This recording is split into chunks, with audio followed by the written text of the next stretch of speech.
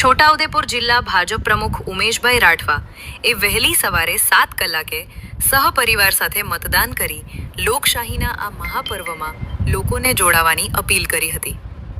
આજે રાજ્યભરમાં સ્થાનિક સ્વરાજ્યની મહાનગરપાલિકા, નગરપાલિકા, જિલ્લા પંચાયત, તાલુકા પંચાયતની ચૂંટણીઓનું મતદાન વહેલી સવારથી શાંતિપૂર્ણ રીતે શરૂ થયું છે.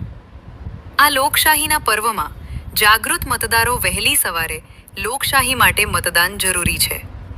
પહેલા મતદાન પછી બીજું કામ સૂત્રને સાર્થક કરવા પોતાના મતદાન મથકોએ પહોંચી ગયા હતા. છોટાઉદેપુર જિલ્લા વહીવટીતંત્ર, જિલ્લા ચૂંટણી વિભાગ દ્વારા જિલ્લામાં મતદાન શાંતિપૂર્ણ રીતે પૂર્ણ થાય તે માટેની સંપૂર્ણ તૈયારીઓ પૂર્ણ કરાતા જિલ્લામાં શાંતિપૂર્ણ રીતે મતદાન શરૂ થયું છે.